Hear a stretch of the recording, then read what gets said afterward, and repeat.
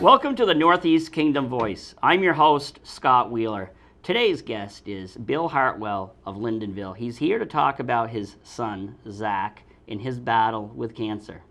Welcome to the show. Thanks, Scott. Thanks for having me. You know, I don't know what I'm supposed, offer you my sympathy or what, but, we were talking beforehand and, the struggle, the battle you've been through, I think, wouldn't you say it's almost every parent's nightmare?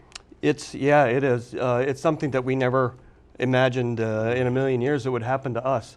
I can't tell you how many times, just like other parents, we said, we've got 5 kids. And we said, we're so lucky we've got 5 perfectly healthy kids, all born with 5 fingers, 5 toes. And then we were just completely blindsided. We found out Zach had a brain tumor. And how did that come about?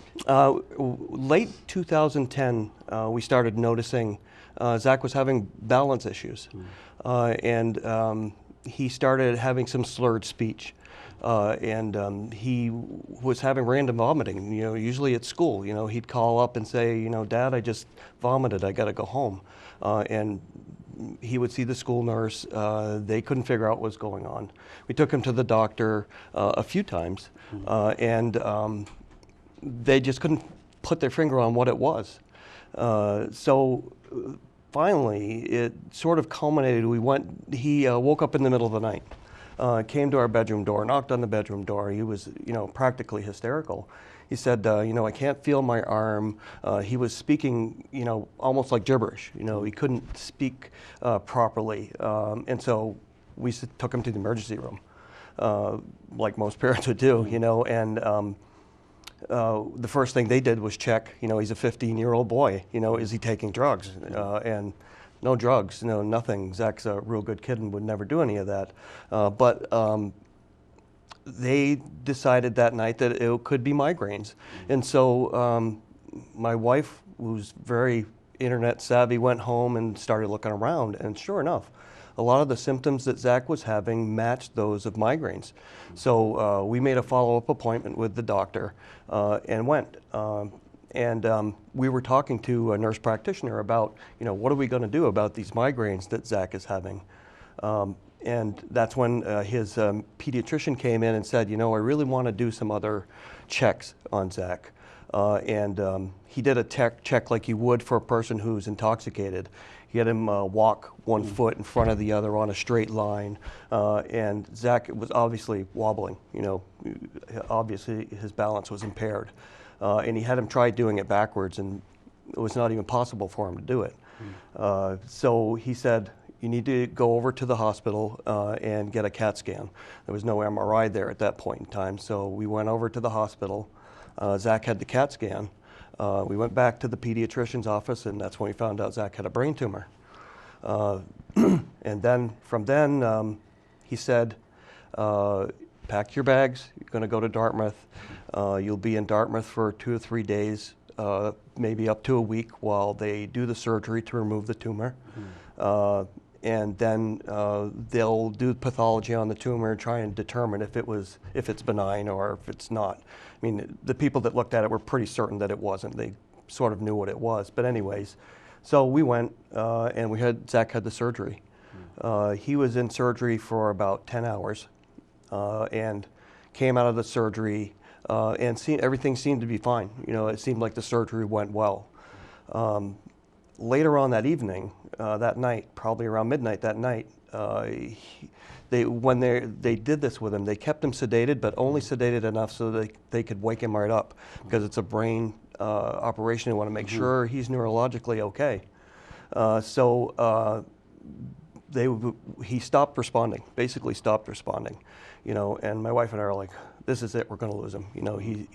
He's going. But the people in the emergency room at Dartmouth, the pediatric emergency room, were just as calm as could be. They knew exactly what to do. But what it ended up having was Zach's brain swole up, and they had to place an emergency drain in the top of his head to drain spinal fluid out.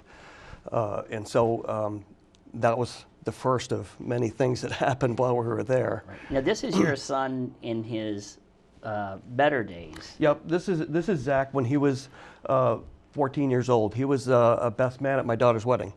Zach, for a little background on Zach, Zach is a very talented young man. He won the talent show by singing. He's a very talented singer. He doesn't sing much right now, but he's a very talented singer. He won the talent show in 8th grade at Linden Town School. He got a scholarship for Berkland Arts for singing lessons. Once he got into high school, he was in children's theater. He was a lead singer in the play they had there. He did a play at Linden Institute just before he got sick. When he was a sophomore, he was elected to go to states for the state choral competition. Now, how old was he when he got sick? 15. He was 15 when he got sick. So he ended up, they told us 3 to 5 days in the hospital because of the complications. He had this rare complication called posterior fossa syndrome. And over the course of the first few days in the hospital, you could see that he was starting to have problems. You know, his speech was very severely affected. No, only my wife and I could really understand him.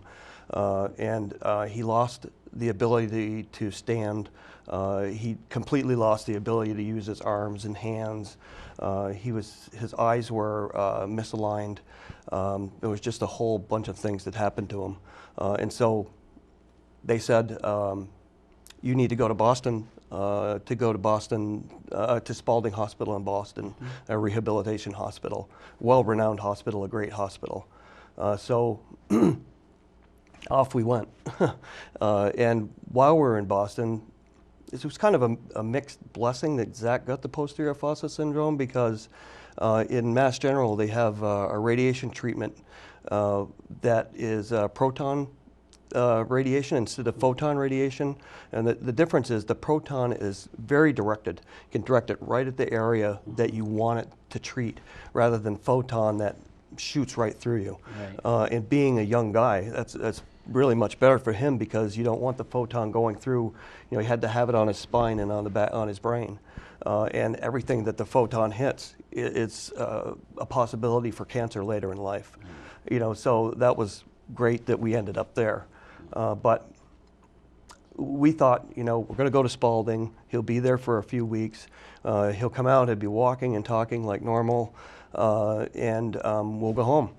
Well, we ended up being there until June 26th, and Zach had the surgery on March 4th, so he was in the hospital a long time.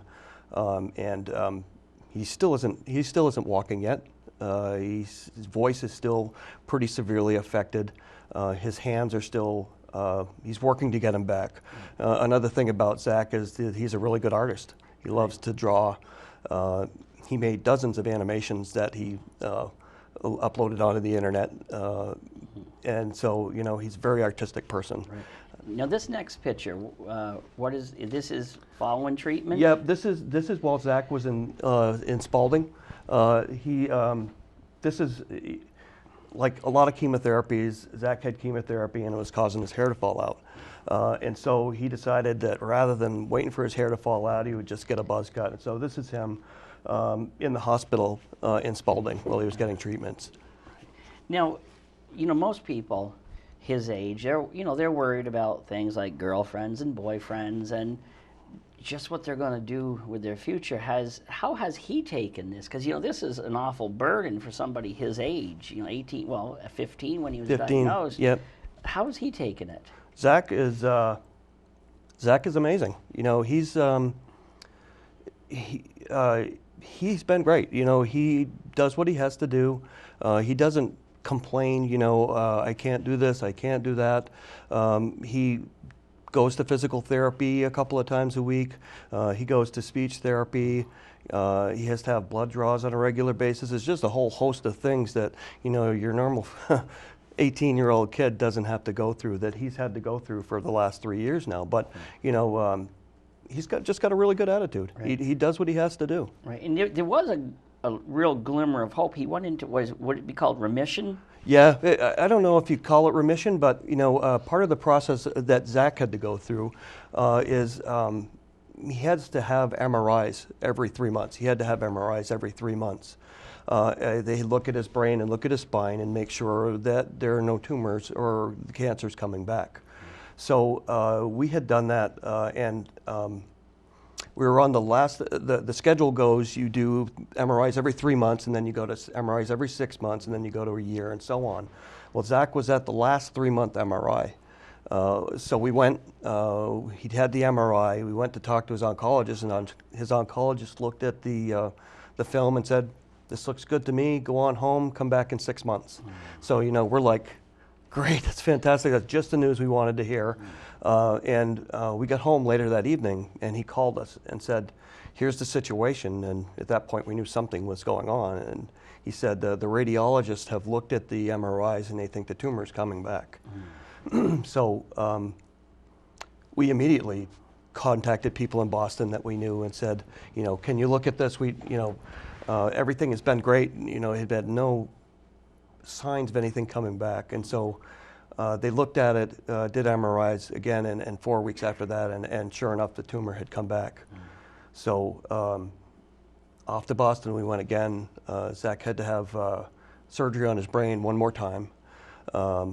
The doctor that did it removed all the tumor that, you know, they know that it's there on a microscopic level, but, you know, all that they can remove during surgery. And now we're back in treatments again. You know, he did 17 radiation treatments, this time photon, which they tell us in this case was better because nobody's sure what happened. But when they do the surgeries, they inject you with something to help the cancer highlight. And so they think what happened was that part of the tumor originally didn't highlight, and they missed it. And so it just kind of laid dormant there while he was getting his treatments. And when the treatments had kind of ended, then the tumor came back again. So he's going through treatment now? Yep, he's going through treatments now. He just finished his 3rd round of chemotherapy. Is he able to be home? Yep, he's home. Okay. Yep, we go to Dartmouth for 1 day a week so that the oncologist can examine him. And the rest of the time we go to the Norris Cotton Center in St. Johnsbury. Right. Now I have a friend who's a cancer doctor, Dr. Les Lockridge, and he says a lot of thing about cancer treatment is well, for the family, it's a real financial issue too, because everything is covered. You know, a lot of stuff is covered by insurance, but there's a lot of things like your mileage or your food while you're down there. Would you say that's true? There's a huge financial burden as well? There is. You know, there is a huge financial burden. I mean, we never could have done it without help of other people, honestly. Yeah. You know, the first time Zach was in the hospital, my wife didn't come home for, you know, her words were, "I'm not leaving my baby till he comes home." He's a 15-year-old boy, right. But it's her baby, yeah, right? Sure. You know, so I'm not leaving my baby till he comes home. So she was there with him. And anybody who's been to Boston knows that it's expensive there. Oh, sure. You know, it's expensive to stay there. But we had people do fundraisers for us. Well, is this article was in the Caledonia Record? Yep, Caledonia Record, yeah. And this is, Zachary's Angels is a team that we're currently working on now. And it was actually started when Zach was in the hospital the first time. Some of his friends in school, he has some really good friends. They come and they're with him all the time, every weekend. But they wanted to do something. You know, what can we do? We can't do anything for Zach, you know, personally. What can we do? So they decided that they were going to start a Relay for Life team, and they named it after Zach, Zachary's Angels. And the picture is a bunch of the kids who were on the team. Zach's best friend Mitchell, his brother Tyler, you know, and some other kids who were there that all helped on the team, who are on the team now. So, you know, we couldn't participate much in the beginning because we were with Zach. He couldn't leave Boston. But we're all involved in it now. It's a big family affair now. Right. And has it also helped you? Have you also got help to pay for some of these expenses that you aren't? We have. When Zach was in the hospital the first time, people did fundraising for us, and we got donations from people. It's amazing how generous people are. And I bet you, like most Vermonters, you probably, at first, it was probably hard to accept. It was. Money. We never even gave it a thought in the beginning. It never crossed our minds. Our son's in the hospital. We're going to take care of him, and that's the way that it is. Just like you said, like most people, we're not going to go looking for people to help us. We know what we need to do, and we can take care of ourselves. And it was hard to accept. Somebody gave us $3,000. It's like, we can't take this. We just can't. But I'll tell you what our experience has been, that people want to help. People honestly want to help, and it makes them feel better. If they can do something, they know they can't help Zach physically. They can't help with his well-being, but they can give you a little bit of money or a gas card or something like that, and it makes them feel better. So we had that in the first time that Zach got sick. And then this last time that Zach got sick, the school actually did a fundraising called the Zach Project. And everybody in the school was involved. They raised money, they sold T-shirts, we did a walk around the school. Everybody dressed in red walked around Lindenville, and they raised $19,000 for us, for our expenses and for Zach, and it was just amazing. Right. And if I recall right, didn't you also jump in Lake Willoughby in the winter for that? Yeah, Did you do that personally? I did that personally, yeah, and that was for a Relay for Life fundraiser, and I did it, and my niece did it. Right, and I know even jumping in Lake Willoughby during the summertime is a bit iffy because it's so cold. How was it jumping in it in the wintertime? It was very cold, but it wasn't as bad as I thought it might be. Luckily this year, I guess the way that they do it sometimes, if the ice isn't in Willoughby, then you have to wade out to the point where you can get all wet and then wade back. And Fred LaFerrier, who runs the event, said it's like 100 yards out and 5 miles back because it's so cold. Right. But this year there was a hole cut in the ice, and you just got in the water, dipped your head under, and got back out. But it was very cold. It was cold the day that we did it. The wind was blowing, and so yeah, it was cold. So, one thing I think is really good is your son has been sick for that period of time. His friends don't seem to have forgotten him, because sometimes you hear, whether you're a child, a teenager, or an adult, sometimes when these things go on for a while, people kind of drift away. That hasn't happened for a lot of his friends. No, it hasn't. We have kids at the house every weekend, and they come to be with Zach. Zach's best friend Mitchell, when Zach got sick, he told his mother, he said he came and spent spring vacation with us in Boston. And his mother said, "Do you really want to go spend spring vacation in the hospital?" And he said, "If I'm not with Zach, I'm just going to worry about him anyway, so I might as well be there with him." So he came. He's an amazing young man.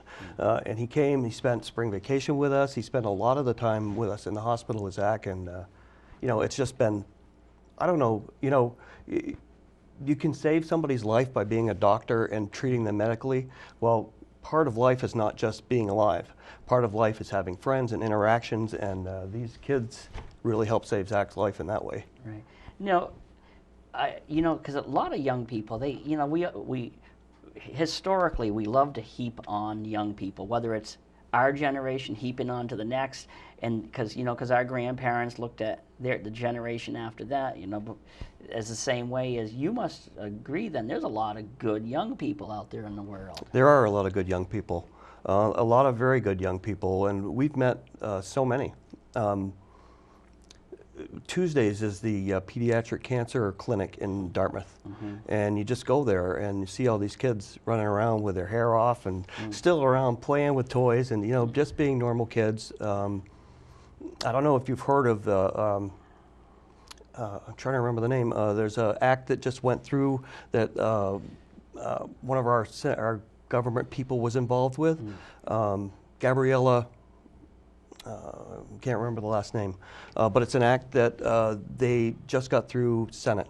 March 11th, it was just passed. And this is a young girl who had a pediatric cancer tumor. She had a brain tumor. And she ended up losing her battle. And so they took her name to use on this bill. But what it is she said, and this 11-year-old girl, she said, you know, I may lose my battle, but I don't want to lose the war. I don't want the war on cancer to be lost. And that's a paraphrase. I'm not sure her exact words. But, you know, Gabriella, I wish I could remember her last name. But anyways, she's an amazing young girl. And there are just so many young people like that are great. We met people, interns, lots of interns. Spalding was a teaching school. And so we met a young man who helped take care of Zach, and he left us a note when he left, and he said, you know, you've inspired me, Zach, and I'm paraphrasing again. You've inspired me. I go to school and I complain about having to get up and go to school and doing my studying and all of this, and then I see you here, Zach, and I see you working so hard to get better, and you know, I realize that what I'm doing is easy compared to what you're doing. And so it just inspires me to keep going. But I think you as parents are also inspirational as well, because, you know, before, I had never met you before today, but I kind of knew you. Yeah. Because through Facebook, because you and your wife and your little team of people are out there, and you're not only talking about your plight, because, you know, let's be real, is what you're going through is just every parent's nightmare, but you're also working to make sure other people don't have to go through what you're going through. And you know, that's you know, so as I said, is I feel like I knew you because, you know, I've seen it in the paper, I've seen it on Facebook, and I finally said, well, let's reach out to these people. And for you to be able to sit here, I bet you there's a lot of parents that could not sit where you're sitting today and talk about this. Yeah. It's not easy, but you know, it is something that, you know, it was young people that started this, really. You know, we talked about good young people, and we take inspiration from them. You know, they got us on this path, and we realized, you know, when we go to the hospital, we were going through radiation with Zach, we met people. We met rich people, we met poor people, we met young people, we met old people, and we just came to realize cancer doesn't care. You know, cancer doesn't care. It doesn't matter who you are or what you do. You may be affected by cancer. So, you know, we just decided we're going to try and do a little bit to try and help. And that's, we've drawn inspiration from the young people, and honestly, it helps keeps us going. You know, it helps keep us motivated, because, you know, what Zach is going through, we don't want other people to have to go through. You know, the thing that happened to Zach, he had cancer, but it really wasn't the cancer that caused these things to him. It was the treatment. So the treatments for cancer are just brutal. They're just terrible. So, you know, there's just so much that needs to be done. And now this is a photo of Zach today. Yeah, this is Zach. This is in Mass General, and he had just finished his latest round of radiation. And when you finish radiation, there's a bell, and you go and ring the bell to signify that you're done. And believe me, there's a lot of people around because so many people are getting treated, and everybody claps and gives you, you know, applause, and so it's a pretty exciting moment. And we only have about 5 more minutes left. Is, you know, I've talked to people, and I've had this on my Facebook, and I've had a lot of people in my life say, what is it that you need? Because there's a lot of people who are interested in helping your family. Great. Because I think a lot of your fundraisers has been down towards the Lyndonville area, but since I've mentioned it to people, and I've had a couple people who've suggested you have, you know, some fundraisers up here. What is it your family needs? Well, we are having a fundraiser in this area, actually. We're going to be my daughter and my niece are going to be at the Tractor Supply in Derby. They're doing a bake sale. And we're also selling raffle tickets. My daughter's put together necklaces with different colored cancer ribbons. We're selling those. When is that going to be? That's going to be April 5th. Right. April 5th at the, like I said, the Tractor Supply in Derby. Right. One of the things that you were nice enough to post on your site was we have some Burke Mountain passes that Right. Burke Mountain donated to us, seasons passes for next year. And we're selling those for as much as we can get for them, minimum of $500. We were selling 10-week club tickets. My brother-in-law, whose parents both recently passed away, is going through his house, their estate, and they're donating whatever is left from their estate to us to sell. So we're doing that. That's going to be in April. Right. How does, if somebody has something they'd like to do, how can they contact you or your family? They can contact us. We have email, Right. zacharysangels@gmail.com. And the viewers can see this right on the... Yep. Yeah, we're actually working on a website. My son, one of my kids, is a computer savvy person, and he's working on a website, zacharysangels.org. Right. The Relay for Life site is an excellent place to go. You can search for Zachary's Angels on the Relay for Life site, and you can find me or my wife or other members of our team. You can donate directly. Do you have a number that people can contact you at? Sure. My number is 802-626-9271. Right. And you can call me anytime. We'll be glad to talk about what we've got going for fundraisers. And we would love to have more team members. We've got a big team right now. We've got like 30 people on our team, but the more the merrier. The more people we have, the more money we can raise. We,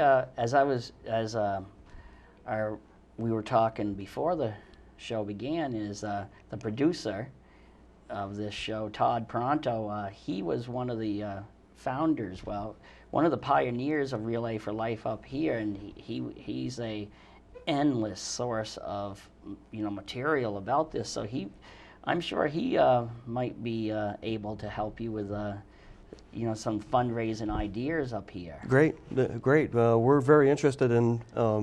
Like I said, we've got a lot of people working on the team, so we'll be glad to try and work on most anything. Right. I can't, I sit here and I'm thinking, I just can't believe you're able to sit here, but you inspire me, because, we all, I'm sure before this you'd get out of bed and you'd, complain about aches and pains or complain about little things in life. I bet you look at your life even a little bit differently now. Absolutely. It's a life-changing experience, that's for sure. You realize that things that you thought were important before are not so important now. And if the worst thing that happens today is I get a flat tire, that's pretty darn good. Yeah, you're right. We try not to complain. It's what's happened, and we got to take care of it. And that's just been our approach from the beginning. And we've had lots of help, a great deal of help. Right, and even from strangers. Strangers. We had a card come in the mail with a $50 gas card in it. No return address on the envelope, nothing on the inside, just a $50 gas card. We have no idea where it came from. So yeah, just people are extremely generous. It's just amazing. Right. Yeah. Because I noticed when I posted on Facebook, people had their own stories and they, the well wishes seem to come out of nowhere and that. So. Yeah. So many people have added us to prayer lists. Wish us well, and it's fantastic. It really helps us a lot to know that people are thinking about us and thinking about Zach. Mostly praying for Zach to get better. And that's what we're working towards, obviously. But yeah, it's amazing. People are great. Now, how are your other siblings doing? How are his siblings doing? Because a lot of times, people don't ask about them. So, how are they hanging in there? They're doing well. My 15-year-old's involved in a lot of sports and things like that, so he's pretty busy. But it's hard for him. He knows what's going on. He knows that Zach's really sick. He knows that he's got cancer, and cancer's very bad. So it's tough for him. My daughter was I had to talk to my daughter for a long time when she first found out that Zach had recurred, because, she's in the medical field and she understands a lot of this stuff. And so she, we talked about statistics earlier, and I don't like to talk about that because it's really kind of meaningless in this situation. We just keep going. And I said to her, we don't need to worry about that. We still have Zach right now, and we're going to keep Zach. And we've got a good treatment plan going forward. And, we just need to stay positive and keep moving forward. Okay, well, I just want to thank you for coming on and sharing your story, because from one father to another, your story's tough. Well, thank you. I really appreciate you letting me come on. We would love to have a lot of people come to the Relay for Life in St. Johnsbury, and if not in St. Johnsbury, some other. There's lots of sites around the state. Just go and be part of it. One of the special laps is the Survivor Caregiver Lap. And the first year that we went, Zach was in his wheelchair. And he's learning how to walk again. He can't walk yet, but he's learning. And he said, "Dad, I want to try walking." And so he got up behind his wheelchair and, using his wheelchair for a walker, started out walking. And my brother-in-law is fond of saying that he made more girls cry than Justin Bieber that day. Well, I'm going to do whatever I can to help you get the word out. Great, thank you. And I will do whatever I can, and I'm sure this station will do whatever it can, because you just getting here, I think, is an inspiration, and I really appreciate it. And great, thank you very much. I really appreciate you having us come on. Yeah, and I'm whatever. Just let me know, and I will help get the word out. Great, thank you. And thank you to the viewers for tuning in to another segment of the Northeast Kingdom Voice.